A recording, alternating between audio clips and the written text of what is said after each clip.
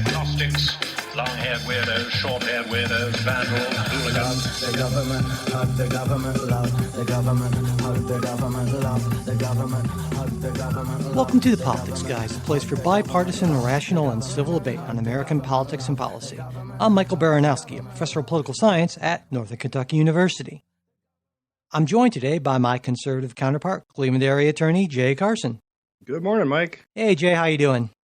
Well, I'm feeling like there was a headline that read, I can't claim this for myself, but it's the morning after in America. There you go. There you go. Yeah, I am feeling as if a certain weight has lifted. We will be talking about that, I am sure. But before we do get to our many topics of discussion for today, we want to thank our newest Patreon supporters, Jonathan, David, Andrew, Sherna, Keenan, Lee, Jody, Marie, Woody, Emily, Matthew, Patrick, and Derek, as well as Joshua, Maggie, Sydney, and Josh, who increased their Patreon support for us. We really appreciate that, as well as some new PayPal supporters, Edwin, and a very generous contribution from Kelly. Thank you all. It means an awful lot to us. These are incredibly challenging times, certainly, and your support really helps us sort of keep on top of things and do what we do.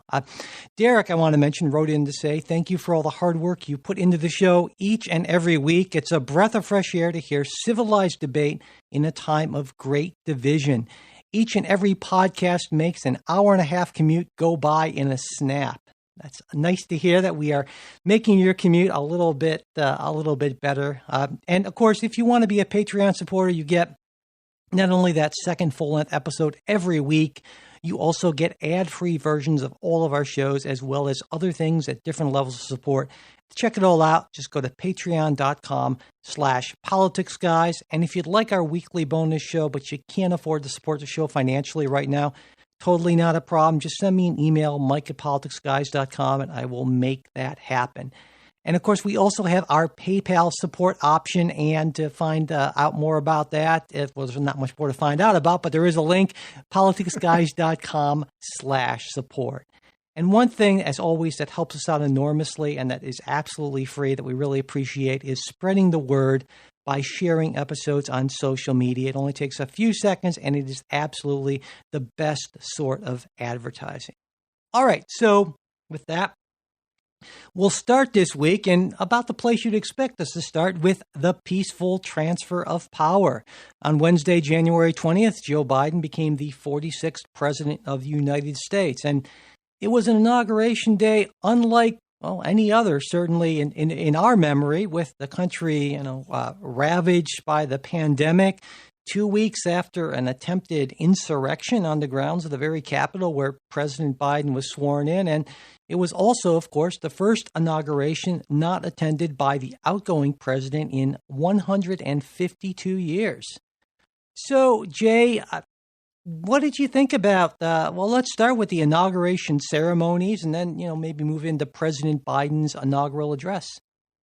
So, I would say, and this is me speaking as a conservative Republican, I think for the most part, he hit all the right tones in the ceremony. And truth be told, I didn't watch the whole ceremony just because I don't, I got a day job. No, I think it was generally well done, well put together. I think there was I think the nod to the lives lost from COVID was appropriate.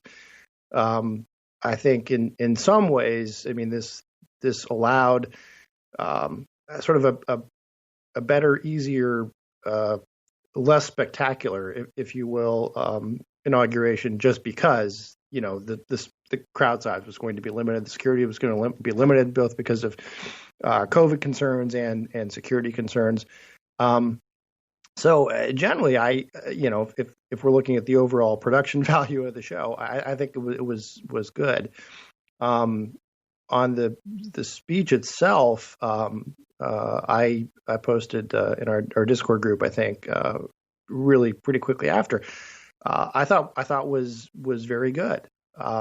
I think again he hit all the right notes, and he the delivery I think was good also. I mean there has been a lingering concern of does Joe Biden still have it, and my sense is that he delivered on this speech. I mean, you can, if you want to get into particulars, or if you want to give your overall view before we hit particulars, we can do that. Sure. Well, so shoot with your overall. Yeah, well, I bet you liked it. I absolutely liked it. I think certainly it's a marked contrast to President Trump's inaugural address, the American Carnage address, after which former President George W. Bush was reported to have said that was some weird shit. This was pretty normal, right? And I think the main, the theme of this one, democracy has prevailed, and the main policy themes in there were things that I would have expected.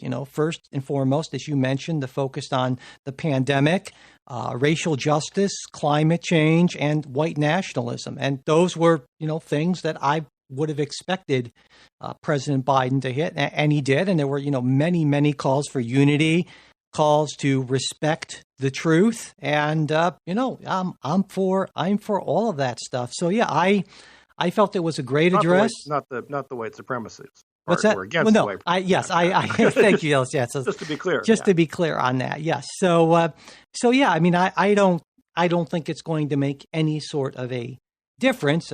The idea of that we have presidential honeymoons anymore, I think, has gone by the wayside, certainly. But it was the sort of address that I would have expected, and that's exactly what we got.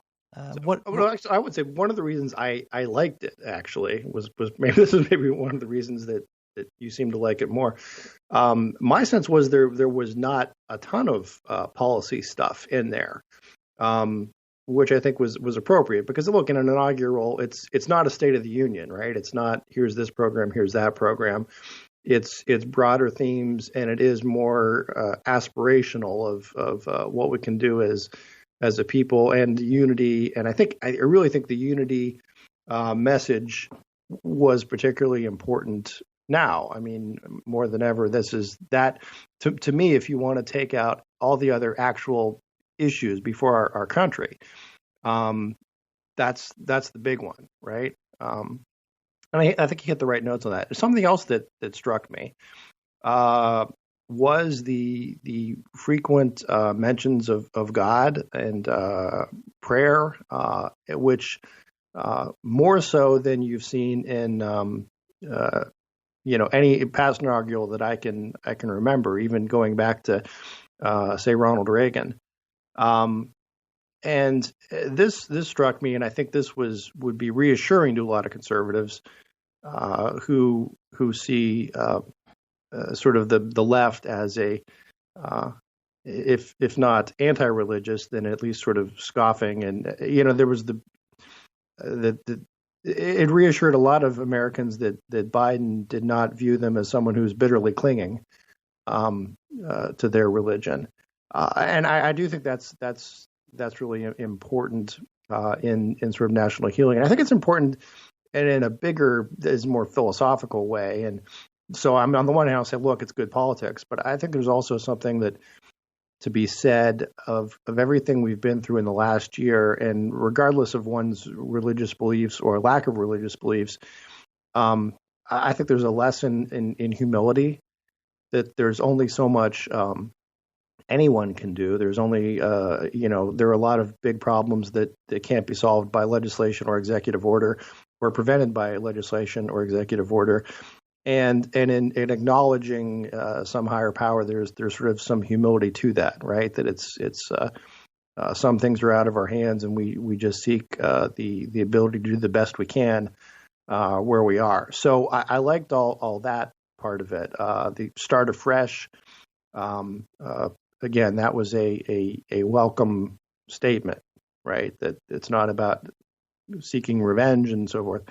Now we'll get into this later, but it troubles me a little bit that one of the first places he wanted to start afresh was at the NLRB General Counsel's office. But that's that's a different sort of piece. So, but generally, I'd give him an A. All right. Wow. Well, I'm heartened to hear that. Certainly. Again, I have some issues coming up with what he actually did. Sure. Immediately after that, and that is my that is my takeaway from. Well, I think a call for unity does not mean a call to just sort of give in to what the other side's policy preferences are. Certainly, and that's why I think. I think it's good that you felt that this was a good address and kind of returned to sort of a normalcy, that sort of thing. But also I think from a practical standpoint, it doesn't necessarily have much of an effect, and that's too bad. President Biden said to look, I guess to listen to him, to hear him out, to look into his heart or something like that, and I just don't think that unfortunately really happens. There aren't too many people who are undecided at this point who are willing to give the president the benefit of the doubt, whether that would have been President Trump or President Biden, because that's the America we live in now, and that's unfortunate. But I would disagree. I think there are people out there. Look, I mean, I'm willing to give them the benefit of the doubt, but as you said, look, I mean, inauguration speeches are aspirational, and they are, to some extent soft and fuzzy. It's not hard policy stuff. Sure. So, it depends on what happens next as to whether we view this speech as, hey, this was a really moment of unity, or it was just saying the right things. Yeah. I will say something that, to jump ahead a little bit, and this will probably erase all the good points I just earned with our liberal listeners. What struck me was, as he is speaking about, God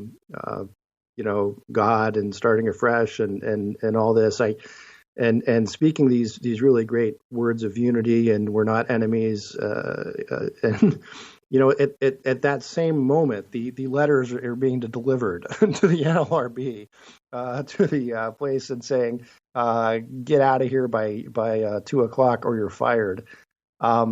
Almost like you don't want the NLRB general counsel to be someone who's aggressively anti-labor. How strange. Oh, I get that. I get that. But again, this is someone who is. This is the first time in 47 years this has ever happened. And say what you will about Donald Trump, but he didn't do that. This is someone who still had 10 months to serve. He had been confirmed by the Senate. But no, the image I sort of played in my head, it's sort of like Michael Corleone at the baptism, right? I mean, he's, do you reject Satan and all his works? And then it cuts to, the. So are you saying what President Biden did was unconstitutional or exceeded his authority?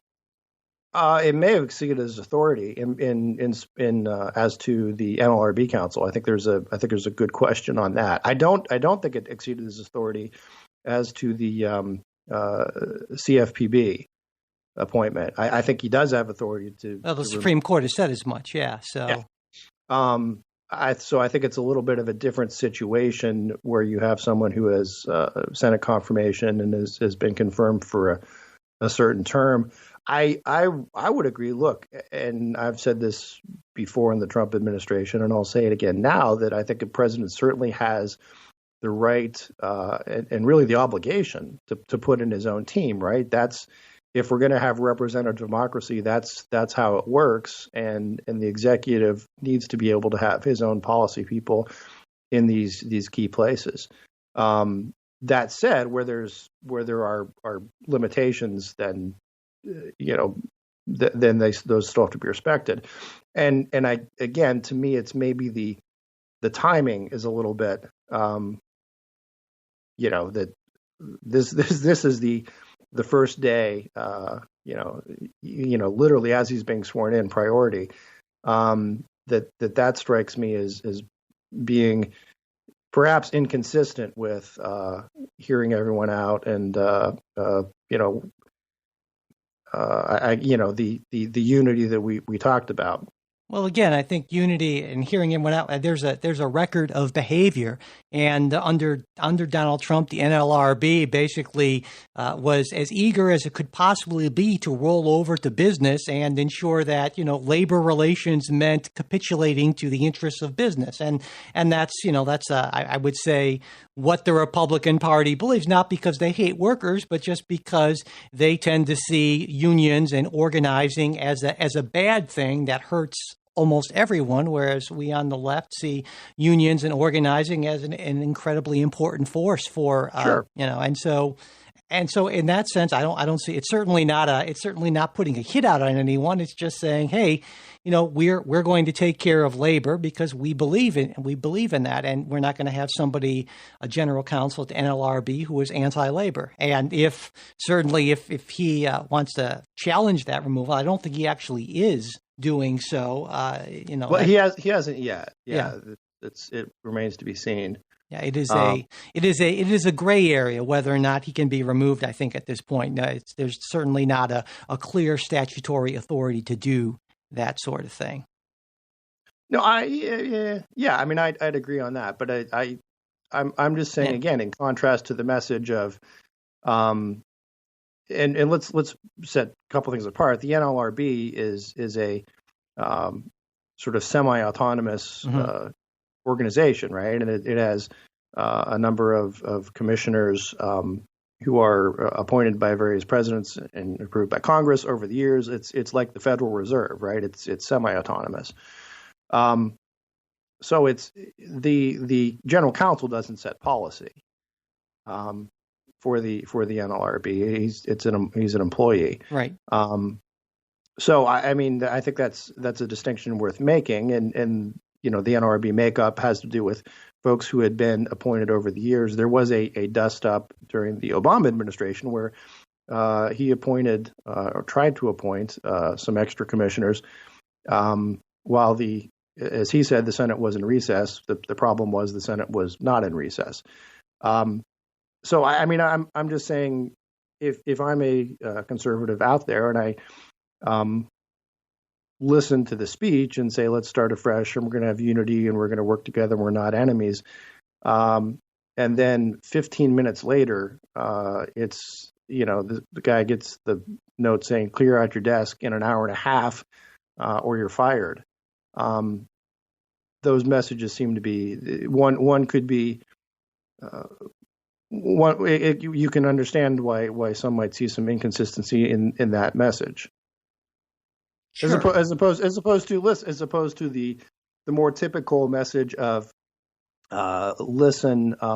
Well, for one thing, this guy had a term, right? This is a term that goes through another 10 months. Well, let's be clear on that. This is the gray area here because there's Supreme Court precedent suggesting that a statutorily, I can say the word, it's early for me, fixed term is a limit on that person's length of service, but not necessarily a limit on the president's authority to remove that person. In fact, even John Roberts, back when he was White House counsel or an associate counsel, said that in his view that the president had every right to remove the general counsel of the NLRB because that person served at the pleasure of the president. And so I think that's a live argument. Yeah, exactly.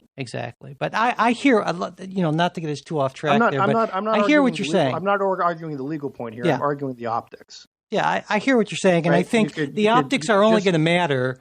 I mean, this is not a high-profile sort of thing, right? No. The only people who actually would even... Which to me makes it all the more telling, but go ahead. Well, I'm saying the only people who would even know about this sort of thing are the people who are already pretty, I think, high information people who already have their minds more or less, made up. I mean, let's recall. I mean, you said you're willing to give Joe Biden the benefit of the doubt, but I don't really think that means anything. And the reason why is because just a couple of months ago, you essentially said that Joe Biden was the road to socialism. I mean, more or less, and so. The NLRB thing has raised my concerns. I mean, I'm not. That may well be the case. Yeah. So I'm saying, give him the benefit of the doubt, but Can you maybe, if it would help if you could explain to me what that means to you in practice by saying giving somebody the benefit of the doubt? Maybe I'm just misunderstanding. So I would say, to me, that means I am going to start with the assumption that he intends to act not in a purely partisan manner, but act for the best interests of the country as he sees it. And in doing so, I mean, consistent with his speech, you can have political adversaries, but they're not necessarily your enemies. It is not a matter of denigrating or destroying your opponents. It's a matter of policy difference. And just on this little NLRB example, I think you can, a way that could have been handled, you could have sent a letter saying, listen, I'm the new president. I don't think our views are consistent. I'd ask that, I'd like to have my own counsel installed there. Here is the precedent on which I would be relying in doing so. I'd appreciate it if you could give your 2 weeks notice so I can start moving forward with this. That's a different kind of message than get out within an hour or you're fired. Okay. Right? Yeah, sure. I see what you're saying. So, I mean, I think that's what I'm saying is, I fully respect the president's ability to pick his own people, and like I said, I think that's an important part of democracy. But that's not unreasonable. I see what you're saying, because it was a sort of a very quick ultimatum saying, yeah, if you don't quit today, you'll be fired. So sure, a gesture could have been made to say, hey, take a few weeks, that sort of thing. And it's not like, as you pointed out, it's the general counsel. It's not a policy position per se. So yeah, I think you're right on that. And I'll sort of, I won't say I retract I don't know if I was exactly being pugnacious, but yeah, I think you're right on that. I think you're right on that. And I'm the same way with the CFPB, right? And it's just a matter of if we are going to, to quote Lincoln, right, that we move forward with malice toward none and charity for all. Well, do I say that right, or do I say that? Is it the other way around? That's right, but the CFPB thing's a little bit different, because there's a pretty clear statutory, and it's also a policymaking position. I absolutely agree with the statutory, because this is something that Trump fought, right? I mean, the issue last time was the head of the CFPB, Richard Cordray, stepped down, and Trump tried to appoint someone. The CFPB said, no, we're going to appoint our own person. Which is, if you think about it, really kind of ludicrous. But not ludicrous. I'm going to push back on that. Not ludicrous, because it was an open question given how the legislation, how the enabling legislation for the CFPB was written, and the court actually, concluded that there was a defect in that language, and so, but saying that it's ludicrous, I think, would be going too far. Let me back up then. How about, instead of ludicrous, let me say inconsistent with the principles that I just set forth about that in our government, throughout these various agencies, there ought to be some sort of political accountability eventually, whether that's with Congress who appoints or dismisses, or a president who appoints. That an agency can't just run its own show independent of Congress or the presidency. But again, my point isn't to whether he has the power or not to do it, because I think he absolutely does. But if you're going to handle it, the manner in which it's being handled, and in this case, the head of the CFPB did step aside and said, yeah, absolutely, Joe, go ahead and appoint your own person. So. Sure. One other thing I wanted to mention is something that didn't happen. There was a lot of concern that there would be these big protests at state capitals, which were seen as much sort of softer targets, in a way not protected by the massive show of force at the nation's capital. And yet that fizzle about as badly as any of those things? There were some instances where I think in Sacramento and Albany, there was like one guy who was there with a sign. And I'm wondering, I mean, it was sort of a happily, you could be happy at how pitiful that was, but it also, some people might say, well, what does that mean about white nationalist extremism? Is it as big of a deal? Do we need to worry about this sort of domestic terrorism? And I wanted to get your take on that because, of course, our state capital here, Columbus, was one of those places that there was thought to be the threat of some sort of real action. And like in pretty much everywhere else, it just didn't happen. Yeah. What do you make of that? Yeah. Goofballs show up. Yeah. So, I mean, look, this is kind of where I've always been on this whole big, alt-right white supremacy question is there just aren't that many of them out there. And I really think, and Mike, this goes back way back, when you and I went to protest the Klan in Washington. Mm-hmm. And this was 25 years ago now. Yeah. 30 years ago now. Oh, right? God, let's not even think about how many years ago it was. But, but there was, long time ago. The idea that the Klan is watching. Mike and I were both students living in Washington at the time. And damn it, we were going to go down there and tell these guys they weren't welcome. And also part of it was we were young and we're just there for the spectacle. And it all turns out, I mean, there were I don't know, thousands, tens of thousands of protesters, anti-Klan protesters, and maybe about a half dozen Klansmen actually showed up. We never actually saw any actual Klansmen. The same thing has happened in other those kind of marches, protests, and there were some in Columbus back when I worked there. And the typical result was you got just literally a handful of these folks who are going to out and show up. Charlottesville, which was the big Unite the Right, big piece of this. If you go back and look at the actual numbers, when you look at big mass movements and mass marches, they aren't that big. I mean, it's not to say this is insignificant, right? If you have 1,000 people who are angry, violent white supremacists, that's 1,000 too many in any given place. But it's not, for example, the films that you see from like the 1920s of the Klan marching on Washington, of tens of thousands of these folks. The same goes for the insurrection of 2 weeks ago. There were certainly people among that crowd and among the people smashing into the Capitol who were white supremacists. There were also a whole bunch who were just crazy QAnon believers. There were a bunch of, I think, folks who are just nuts. There were some who were angry over any number of issues. And the left has this instinct to paint everything and as it's a white supremacy play. This is racism, and for a number of reasons. One is it sells politically, but I don't think that's the case. And I think sometimes, particularly as we're looking at Trump voters, that's been a weakness, right? I mean, it's sort of the Hillary deplorable sort of thing. If you just write off all these people as, they're just crazy white supremacists, I think you're really missing something. And I think the actual number of real white supremacists out there are fairly few and far between. Again, that's not to say that number is zero, or that it's acceptable in any way, shape, or form.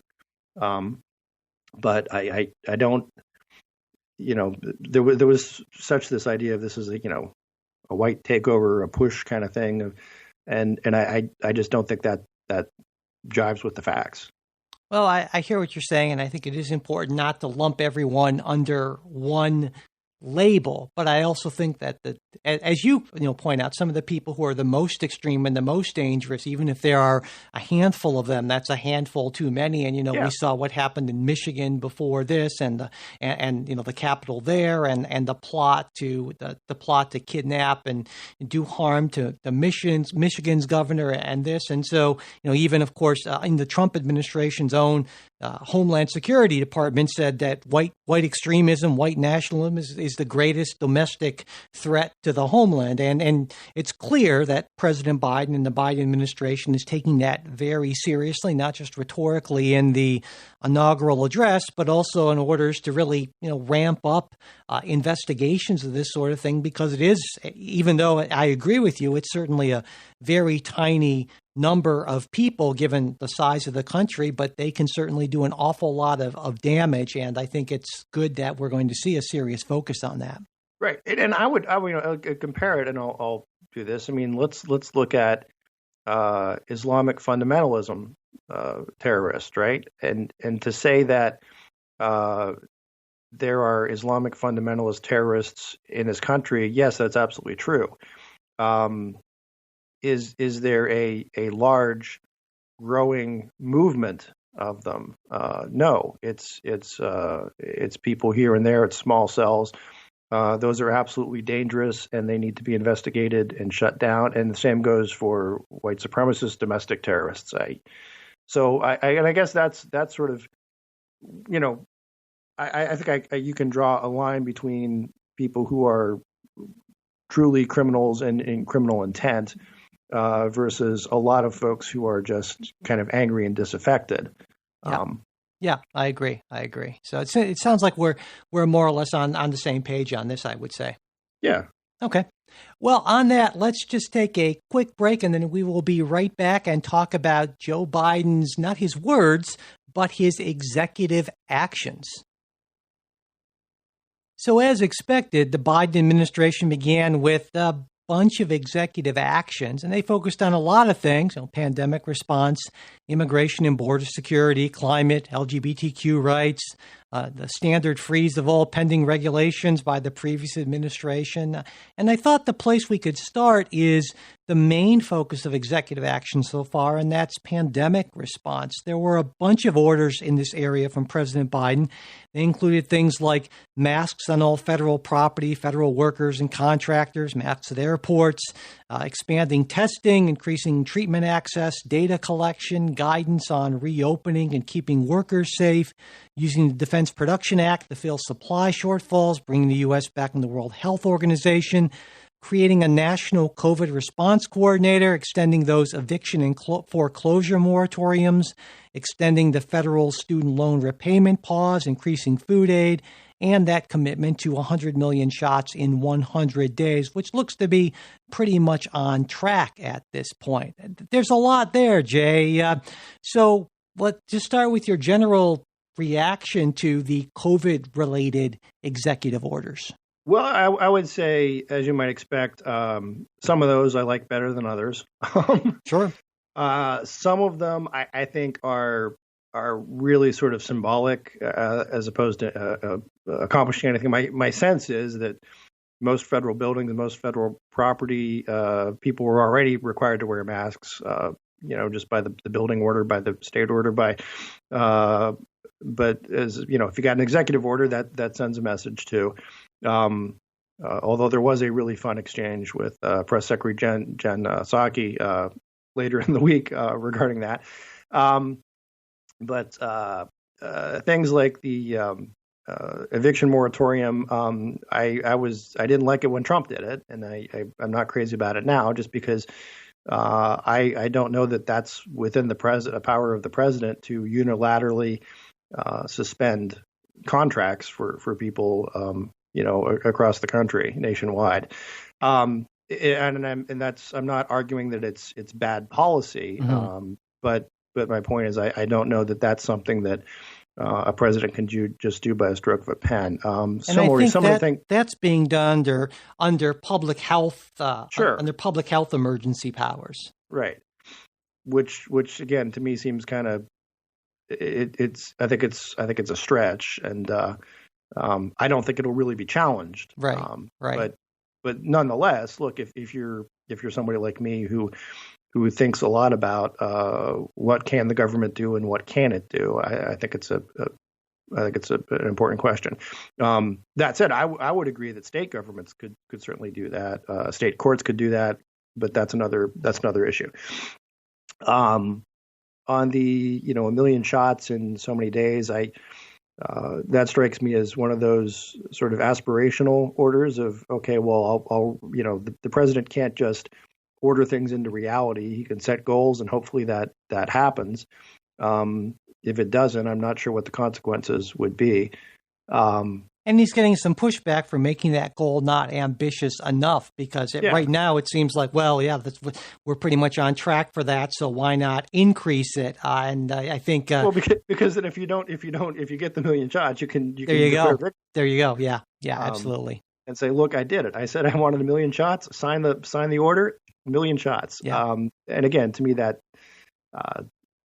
So I look at those things as I don't think there was ever any sense of let's slow down the shots beforehand. So regardless, on some of the other issues, I don't have a big there's no real objection to be had. A lot of it's stuff that was being done already. So on the COVID front, I don't have a lot to complain about or argue about, other than what I just pointed out with the rental thing. I think some of this is outside of the health power of the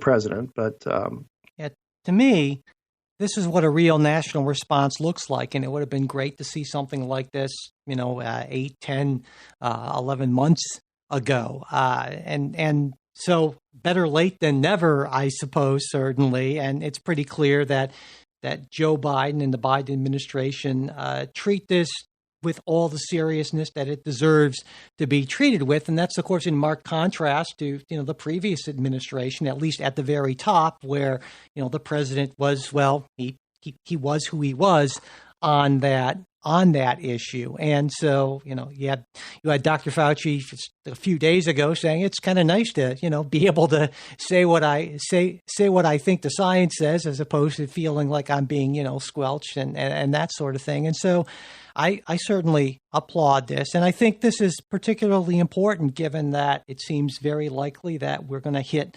500,000 deaths from COVID within the next month or so. We've already surpassed that 400,000.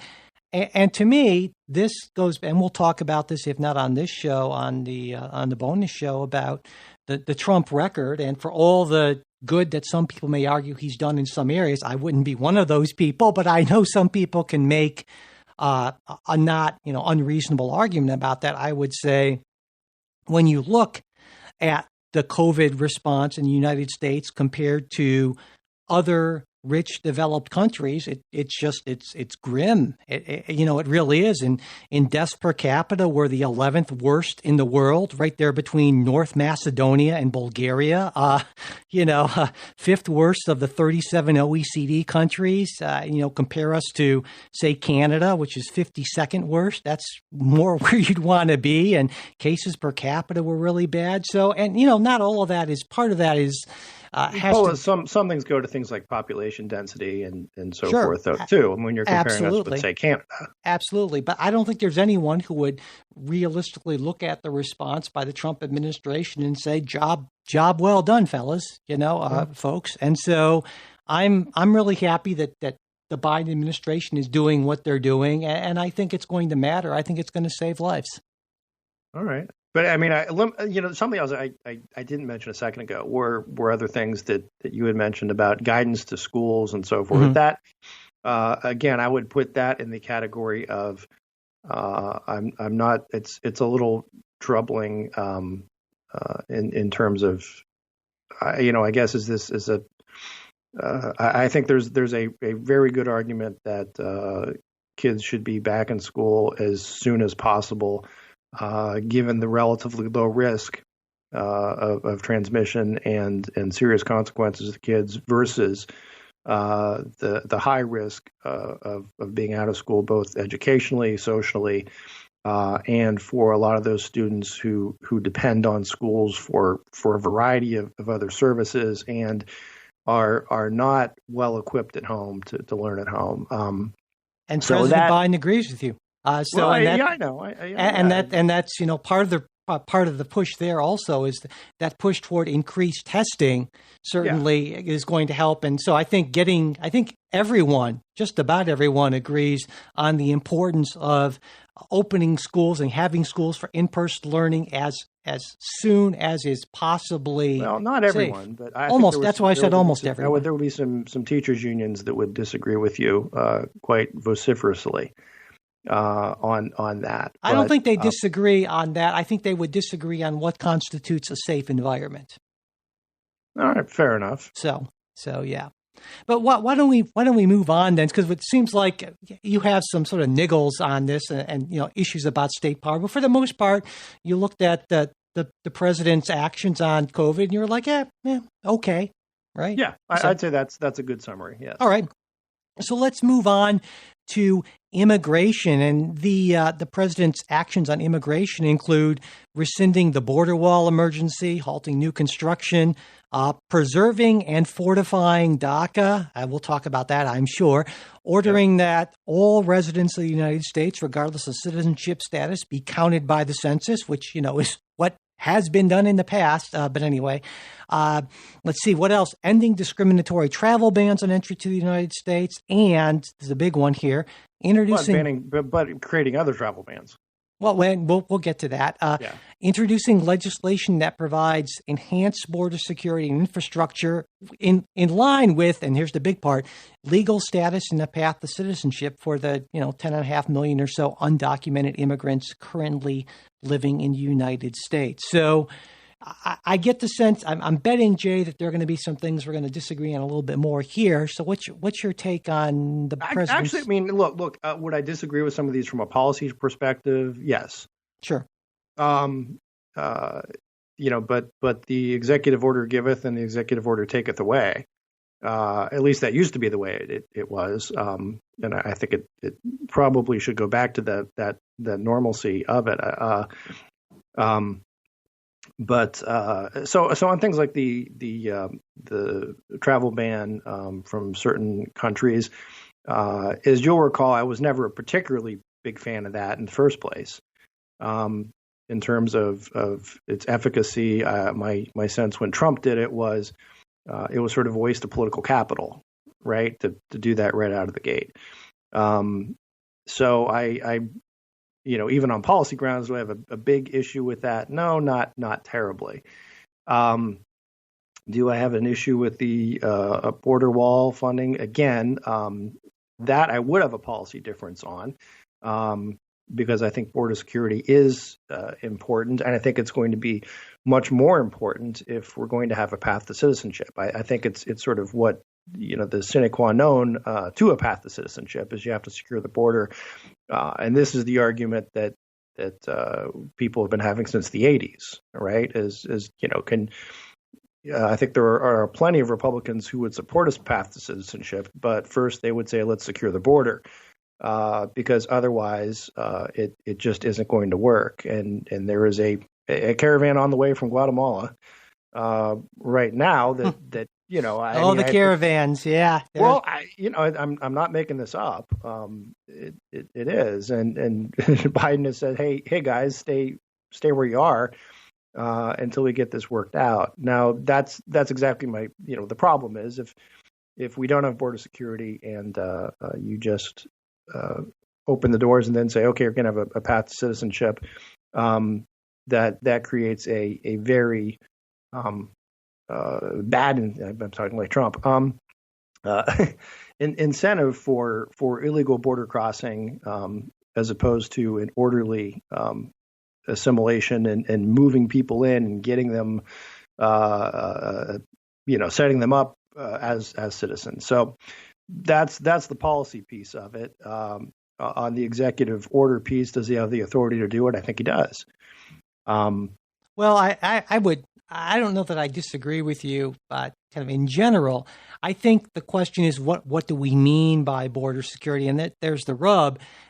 I certainly think that we need much expanded border crossing point infrastructure, which has been, I think, very much neglected. Right. I think there are a lot of things that are Not a wall, actually but infrastructure. Yeah, well, I think a lot of things I think are more effective than walls, and that's been the focus, right? Build a big, beautiful wall, and I think that's unfortunate because that sort of symbolic type of thing has made it harder, I think, for a lot of people to really consider, well, what sort of border security, what sort of protocols do we need for a safe and orderly process of people doing things like applying for asylum and being able to enter into the United States in an orderly and legal way. And those are important questions. No, and I think you and I are lockstep on that one. Yeah. And although, I mean, I would argue that the infrastructure, to some extent, there has to be some sort of physical barrier in some places, right? I mean, that doesn't mean a border long, 50-foot high, beautiful wall. Yeah. But otherwise, I think it's just sort of a fool's errand. Yeah. I mean, if you just say, okay, here's the place where you're supposed to report, and folks say, well, I'd just rather not. Sure. Yeah, and I don't think the Biden administration is going to tear down all the border wall that's there, right? So, I mean, because under Democratic and Republican administrations, there have been border wall areas, and I don't see that changing, and for good reason, right? So, I think one thing, though, we're talking about executive orders and seeing that the president has the authority to do these things. I think one thing we will both agree on is that President Biden doesn't actually have the authority to preserve and fortify DACA. Absolutely, yes. I mean, we've been talking about this since the Obama the end point of the Obama administration, the very beginning of this when we started this podcast, saying that, hey, maybe we believe, and I believe certainly as a matter of policy, that dreamers, that kids who came to this country as minors, certainly shouldn't just be summarily tossed out and should have some sort of legal status and path to citizenship, but saying, well, we are going to exercise prosecutorial discretion and not bother prosecuting any of them is essentially ignoring the law, and that's not okay for a president to do. And so President Obama decided he would push the envelope and do that. And President Biden, not surprisingly, is doing the same thing. But I agree with the intent behind it, but I agree with the Trump administration on this, that actually goes further than the executive can go. And I expect that when this gets to the Supreme Court, and I think it will, there's a case in Texas right now in I believe, district court. I think the Supreme Court will rule that this is actually an unconstitutional exercise of executive authority. And I think that's the right ruling. Yeah, no, I would agree with you. And the good news is that kicks it back to Congress, which is where the debate actually ought to take place. And I think there is and has been for years a potential deal out there, where I think there are plenty of Republicans, plenty of conservatives who would support a DACA type path to citizenship program, provided adequate border security. Yeah, and I think that's going to be the tough thing, because already there's a lot of signals that what President Biden has introduced is just not going to fly in the Senate. And I hope it's just sort of the initial stages of a negotiation and not just we're not going to do this full stop. And because I think I expect you're on board with the general outlines of that path to citizenship that the proposal outlines, but again, it's a question of, well, and admittedly, the border security part of it is much, while it calls for enhanced border security, it's very fuzzy on that. It's much clearer on the path to citizenship, and I would expect that you and Republicans in the Senate would want something much clearer and probably much more than's in the initial proposal. Yeah, that's correct. I'm not going to speak for the Senate, but I mean that's certainly my sense of it, and I guess the issue that again gives a lot of conservatives and Republicans pause is when this debate always happens. There is a sense on the right of, hey, we're willing to do a path to citizenship, and this looks pretty reasonable, but yet there's always opposition on the border security piece, which is troubling. Yeah. Do right? you think it makes us ask, well, why? If this is really the intent, then why not secure the border? Yeah. Who wouldn't want to secure the Yeah. border? Do you think Chuck that Schumer doesn't want to secure the border. No, I mean, that's that's true. the answer. But Not at all. Not at all. But do you think that there will be a deal on this? Do you see this as being a something that is a real possibility, that there could be legislation on this? here's the problem. And I will put on my cynical political hat, which sometimes you like, sometimes you don't. Is Democrats hold most, if not all, the cards on this issue, and that is, there was a potential deal back in the Bush administration on this issue, and the guy who tanked it was Senator Barack Obama. There were numerous potential deals throughout the Trump administration, and every time my sense is that Democrats would much rather have the issue than have a solution.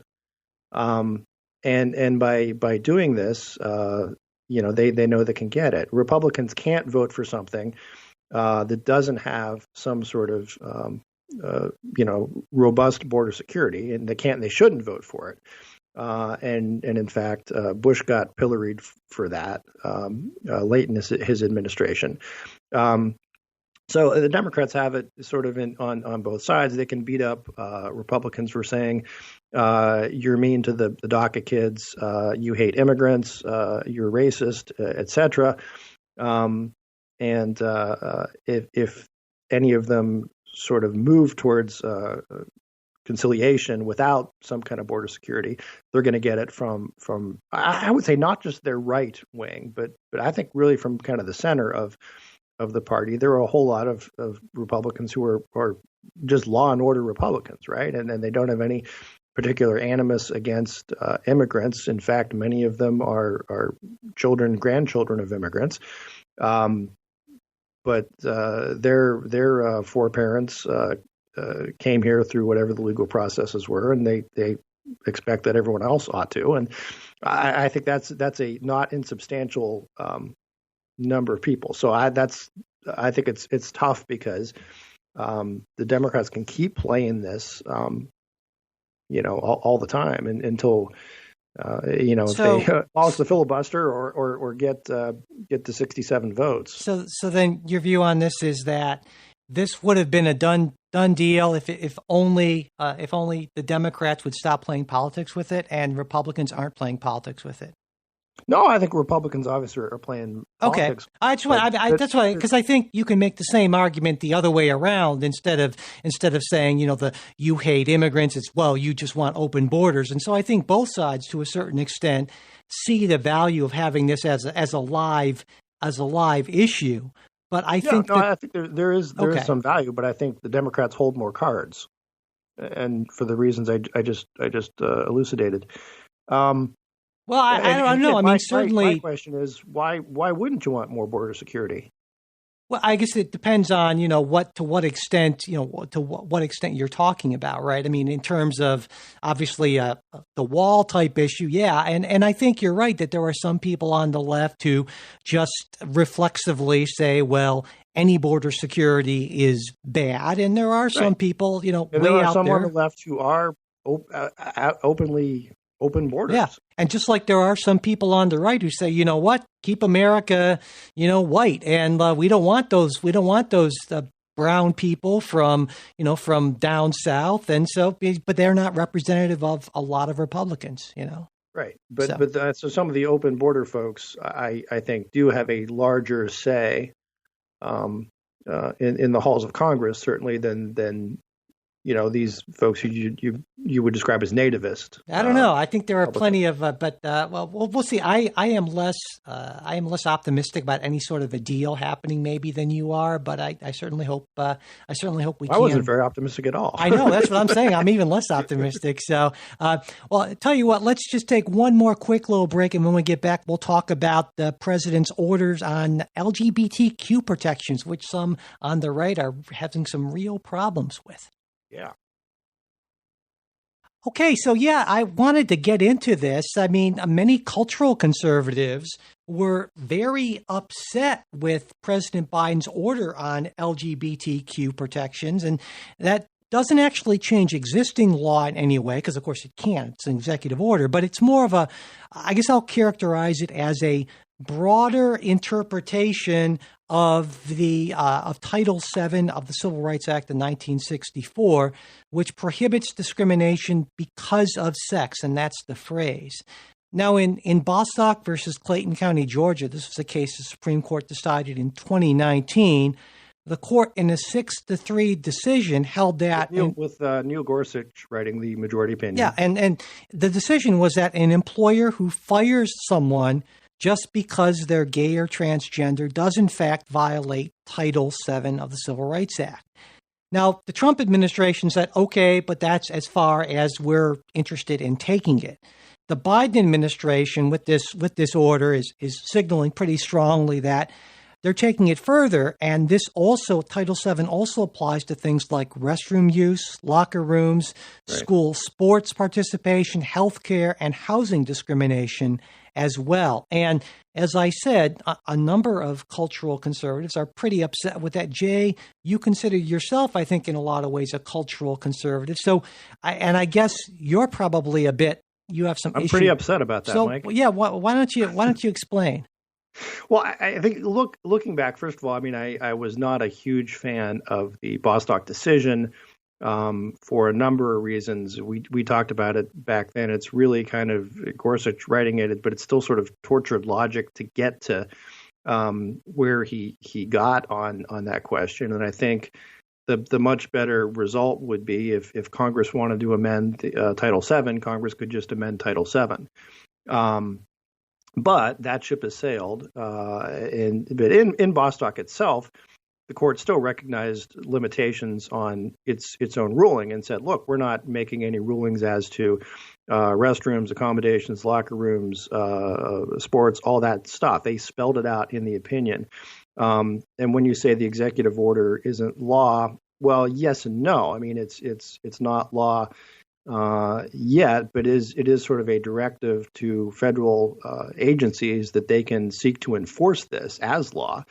And, it depends on what the courts are going to say. So it opens up a lot of organizations to federal suit, federal, intervention with what they're doing. So I think it's bad from that standpoint, just on the basis of getting the federal government involved in all sorts of local agency, local governments. Let me say I agree with you on that first point you made. I think the ideal outcome here would be if Title VII were amended to say because of sex or gender oriented or some words to that effect. And Congress can spell it out and have all the definitions and make it much clearer, and it's not just this fuzzy. Exactly. Maybe the courts will buy it, maybe they won't. And this is a conversation that you and I have a lot, and we invariably agree that legislative action is better than a regulatory agency's interpretation. And so that's exactly that. And so I agree with you that while the Biden administration is not changing the law, they're taking a very fuzzy set of words, a very fuzzy phrase, and interpreting it in a broader way. And it's proceed at your own risk is the message to all these. Because if you say, well, here's I think how a lot of folks on the left look at it. If you say, well, this prohibits discrimination because of sex, and if by sex you also mean, for lack of a better, more fitting term, gender orientation, then if that means discrimination in employment, well, then it also should mean discrimination in any other way because of sex. And so the logic is, well, why would you limit that? And I think that gets to your point about the tortured, what you saw as the tortured logic in the decision, right? So why would it be limited? There's no real reason. If you say because of sex really means sex also includes this idea of sort of your gender orientation that again, for lack of a better term here. So yeah, I think that's the correct interpretation given that interpretation. If you say because of sex means also gender and your gender role that that you see, and so. But I think it'll be challenged, and I expect that the court will actually overturn some of these things because just for the reasons that you cited, is that the court did in fact say, well, we're limiting this, even though I don't necessarily think that logically follows. Yeah. Now, so then going to the policy piece of it, again, to me, it's troubling in that I think to a certain extent when you look at especially, and you're talking about education and kids, and there's a lot going on, and there are a lot of other concerns that schools need to address beyond just any certain student's gender identification, right? And I think parents could be rightfully concerned about. Hey, is there someone who's a biological male using the same locker room as my daughter? In some cases, I think those concerns are overblown, but I think they're not irrelevant, and this sort of leads to these sort of cultural wars where when the left just kind of sneers at you backwoods oafs, with your again bitterly clinging to these old stereotypes. I think that's an issue. Women's sports, I think, is even a bigger issue, and especially at the collegiate level, because I will say it at the risk of all the hate that's going to come my way, but men and women are biologically, physically different, and men are, on average, stronger and faster than women. And I do think it's going to be a real hit to girls' high school sports and more so to women's college sports, where parents, are you going to watch your daughter playing against, playing in soccer against someone who's a biological male? Soccer is a tough sport. My kids played for a number of years, and we had plenty of knockdowns, and so there's that. And there's also the question of will women want to pursue these sports when they know they may face competition from biological men who they will never be able to beat, and that's a fact of life, and it's occurred. I think in college sports already to some extent. You've had transgender athletes who are biologically male who have broken all kinds of records, and as you might expect, and sometimes it's just I think that's bad for if our goal is to empower young women through sports, which I think is a great thing to do. This really sets that back.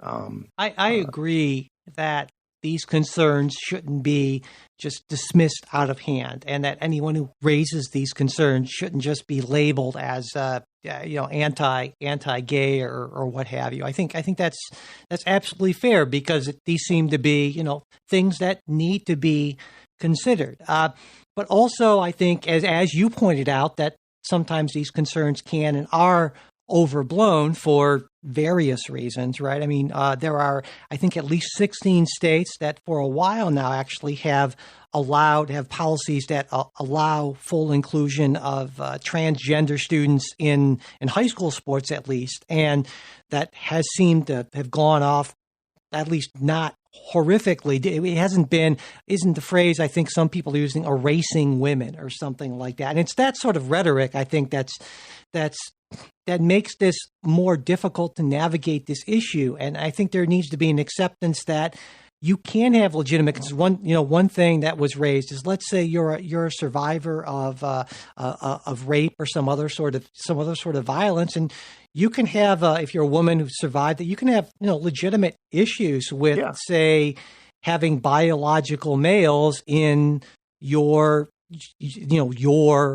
restroom. And I think we need to be sensitive to these issues and not just assume that whoever is on the other side of it must just be, either anti-women or anti-gay or something like that. Right.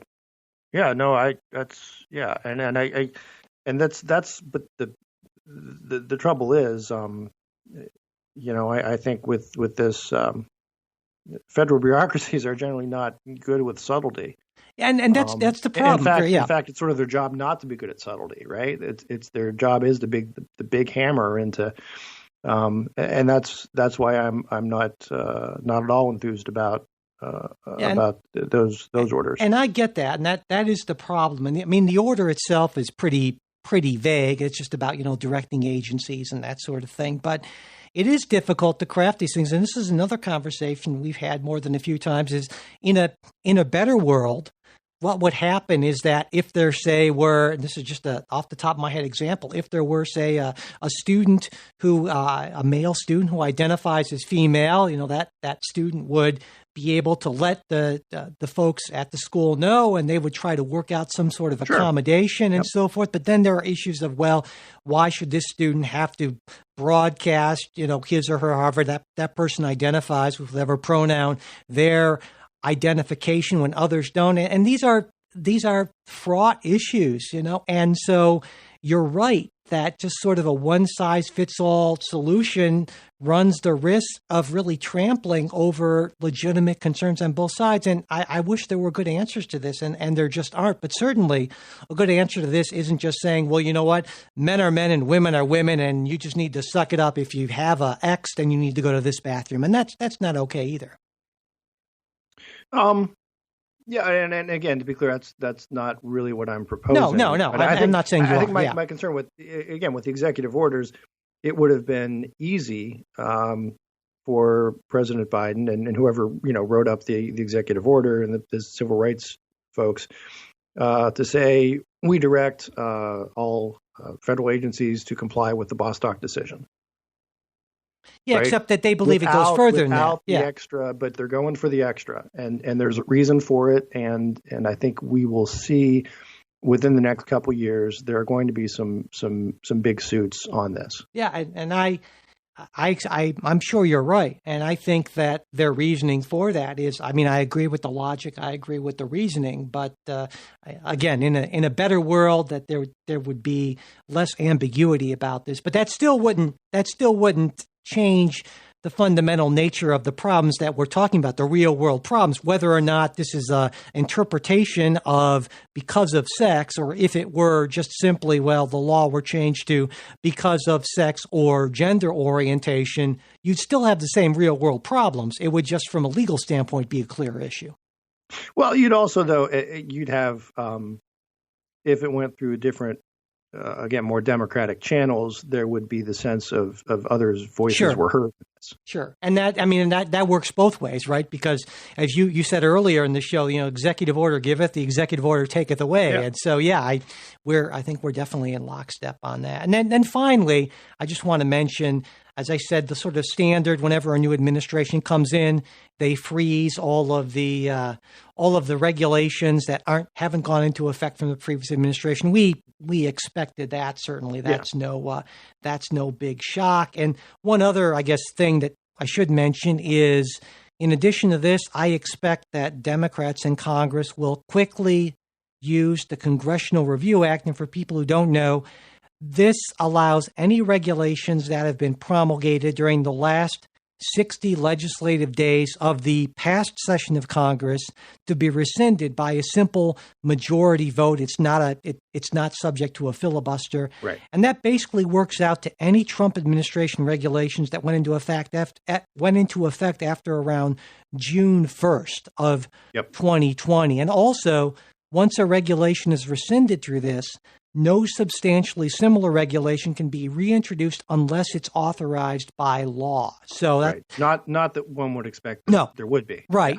So, but this is just another mechanism by which, as we see when there's a new administration that disagrees ideologically, and so we're going to. I'm sure you agree that that's going to happen, right? Yeah, that's going to happen. And there's game playing that people ought to understand too, and that something that the outgoing administration will issue a lot of orders on policy pieces that they really like and would fire up their base, and then sort of force the other side to vote on it, right? So there's a lot that went on in the Obama to Trump transfer. For example, President Obama declared, half of the West national park, and Trump then rescinded it, and the Democrats, were able to fight back and say, look, he hates parks. There's some of those that are out there, and some of those you'll see. There are two other orders I want to hit on just real quick. Sure. Yeah. And one is sort of a policy of significance, and that's the Keystone XL pipeline that the president has now once again rescinded that. Yes, that's been forever. My gosh, yeah. These pipeline guys, come on, man. And to me, that's troubling in that. Listen, the Obama administration approved this 5 times and came to conclusion that, again, this is the Obama administration, that the actual the pipeline is better for the environment than transporting this oil by either train or truck. And yet here we are. It's going to cost a lot of jobs, union jobs, steel jobs in Ohio, or not Ohio, in Ohio, but throughout the country. And for really what I think most would say is sort of a sop to the environmental left, who just hates fossil fuels under any circumstances. And I think there's a lot of problems also of we can talk all we want about solar, wind, and renewables, but for the time being, we're still operating with fossil fuels, and I'd much rather have a source of that either in the U.S. or real close in Canada than depending on people like the Saudi Arabians. The other piece that I think this is going to be an issue going down the road that we're going to see is, to the extent we push on this solar stuff, a whole lot of the elements, the trace minerals that are needed to make solar equipment are found, just like the oils in Saudi Arabia, are found in China. And I think that's going to be problematic, and we'll talk about that later. But I think a lot of folks also viewed the Keystone sign-off and the NLRB firing as sort of offsetting, right? To the extent that Biden upset labor with that, he did a makeup with getting rid of the NLRB general counsel. So I think there's something there. The other let me just say on the Keystone before you get to the other one, I that's an order that I certainly approve. I think it's a sign that the Biden administration is going to be to the left of the Obama administration, and I'm okay with that certainly as well. And so I think that it shouldn't have been approved in the first place. I think there's significant negative environmental consequences to it, and so I think that was a very good move, and I was happy to see that. But I just wanted to get my 2 cents in on that before you mention the other order. The other order, and this is something we should really do a special show on some point. President Trump had created what was called the 1776 Commission, which was to kind of give a report on the status of the teaching of American history, and somewhat a response to the New York Times 1619 project, which the basis of that is that America is founded on and because of slavery, and it really takes views everything in American history through that racial lens. So Trump put together this group. The panel had some folks who are notably conservative. Larry Yarn of Hillsdale College, I think, was the chair. But you also had a minority representation. You had folks from various Ivy League schools and Princeton, Stanford. Historians who weighed in on this, and they put together a report. And the report, well, you used to be able to get it through the government, but Biden on the first day took it down and disbanded the commission. And that to me is a little bit of a troubling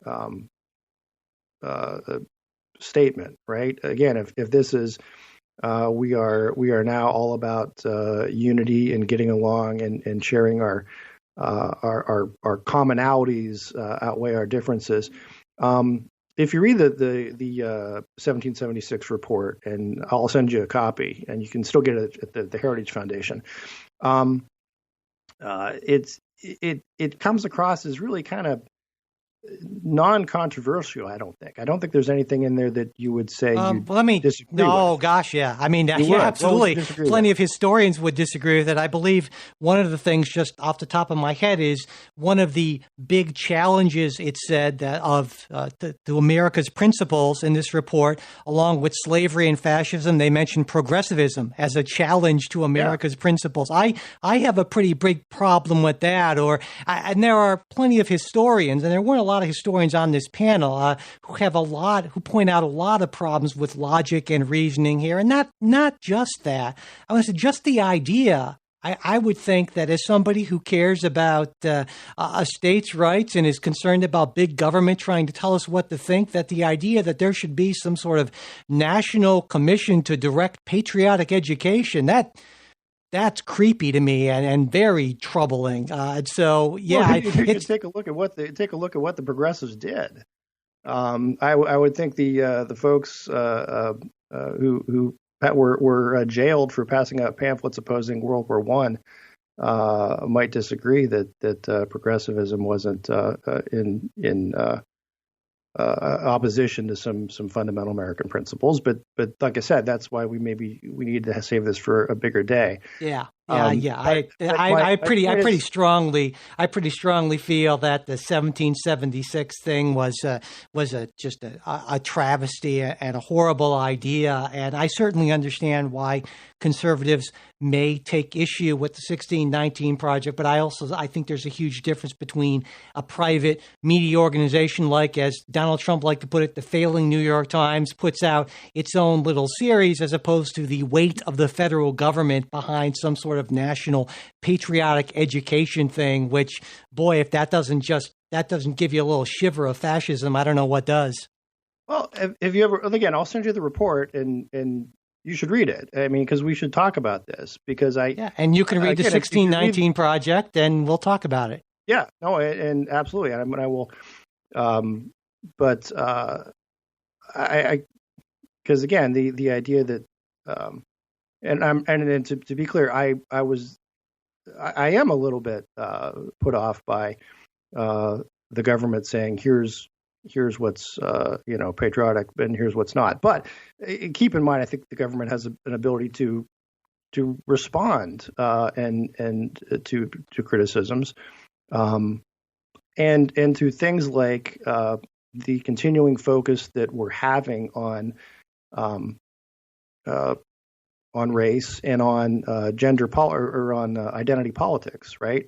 I think that's something that is really toxic to our system, and I think there is some good, beneficial government purpose in pushing back against it. And my other point is, look, have you ever been to the Smithsonian National American History Museum? Oh yeah, I have. Yeah. Of course, the government participates in setting forth statements about its history. If you go to any Civil War battlefield, right? I mean, the government, the Park Service is telling you. So I don't see it as fascist as you do, to say here's some folks who are giving their outlines about how they think history ought to be taught, and sort of a criticism of the current vogue. So yeah. Well, and you're right. This really kind of should be its own full segment or show. I think this would be something that's worth doing at greater length. And I'll just say that I understand the argument about identity politics and so forth, but I feel that for hundreds of years, it's white identity politics that's dominated. And I think after just hundreds of years of systemic discrimination, now that it's time to sort of look at a lot of these things. But again, I know this gets us into an entirely different conversation, where I think we have some pretty significant disagreements that would be good to, that they are out. Yeah. All right. Well, wow, this was an extended show. And, we didn't even get to some really important things, like, for instance, President Trump's pardons, and there was a lot going on with that, as well as, and these are things we're all going to get on the midweek show, by the way, President Trump's pardons, his farewell address, how we see the Trump administration now that it's over finally, at least from my point of view, and also maybe a little bit about the post-Trump Republican Party. Will there be a Patriot Party? I don't know, but anyway, we're going to be talking about all that stuff on the midweek supporter show. So if you are a supporter, you can expect to see that in your feed on Wednesday. And if you're not, just go to patreon.com/politicsguys to sign up. And as always, if you can't afford to become a supporter and you want that content, just email me at mike@politicsguys.com and I will get you all set up with access to that. And there's also our PayPal, and you can find out politicsguys.com/support. And, and if you just want to get in touch with us for general reasons to comment, criticism, whatever, critique, mail@politicsguys.com.